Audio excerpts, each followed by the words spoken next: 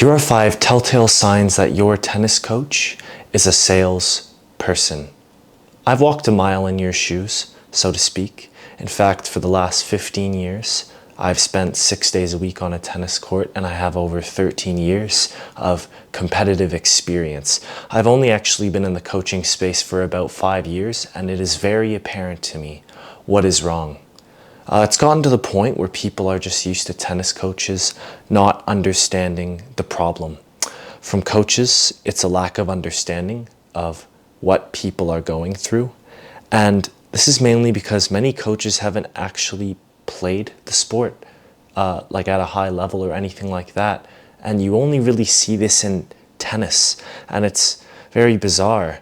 But it's because, sort of the social aspects around it, and we get a lot of people pleasers with nice haircuts. That's what these coaches are, and they make a lot of cash, so of course they have a nice haircut and are always in a good mood. Sign number 1 is basket feeding. People pay top dollar for lessons, and in the end all they end up getting is a little bit of exercise.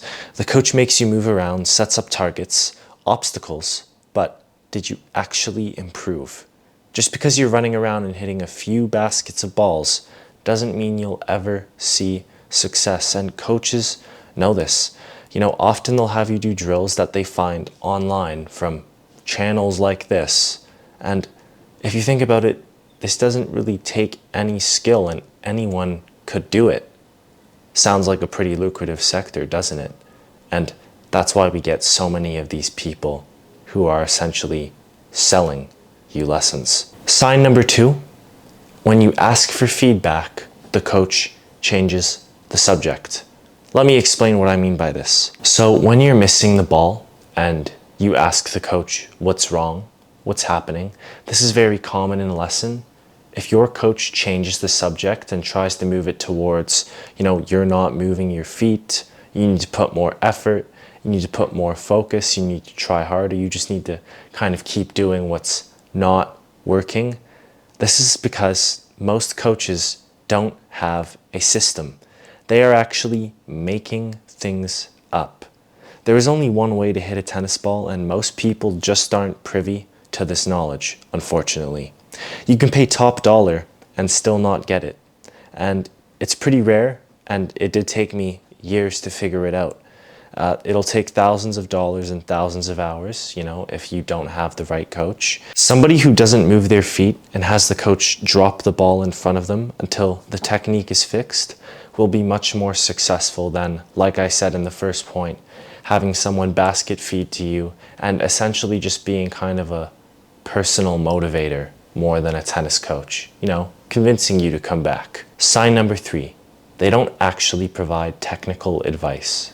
So if they are giving feedback, often it will be so vague, and you'll probably hear something like this: get your racket higher in the setup, move your feet faster, finish high, make a letter C.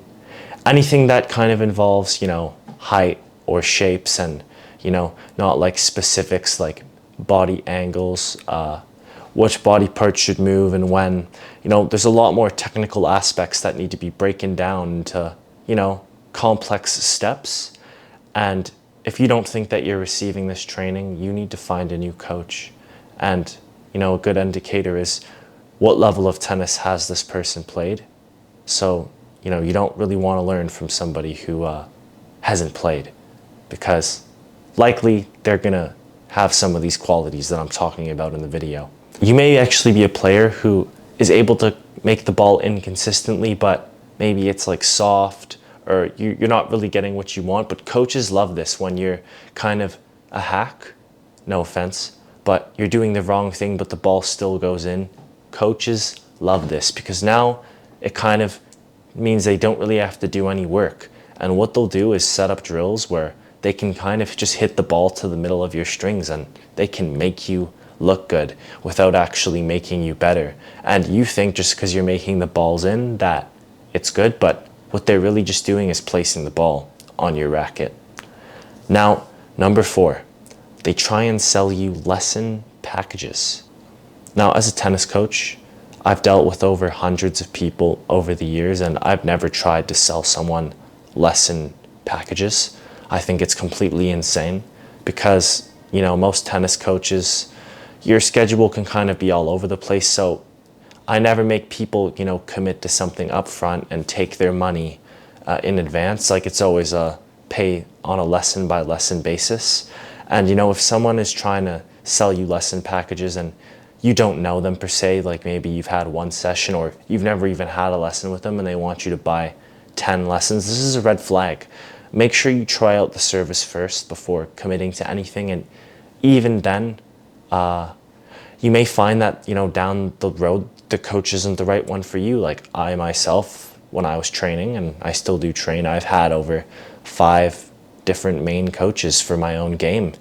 And it's important to, move around from coach to coach. It's what the best players do, even at a junior level. And you see this in the pros as well. People switch coaches and sometimes it's necessary for improvement. Now, the last sign. The coach asks way too many personal questions unrelated to tennis. On the court, coaches should be diplomatic and professional. They should not be talking about what they did on the weekend, asking you what you did on the weekend. Like a brief, little greeting is okay, but they should just be getting straight to the point because that's what you're there for. And this, plays into the whole thing of tennis being kind of a social sport. And these coaches can kind of get away with it.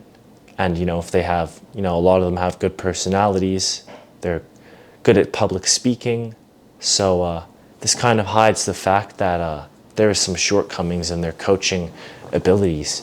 But yeah, this is definitely a major red flag because if they're asking you like way too many questions, like during the lesson, before the lesson, after the lesson, they may just be trying to, sell you lessons and keep you coming back for more and just like kind of distract you from the fact that they don't actually know what they're talking about.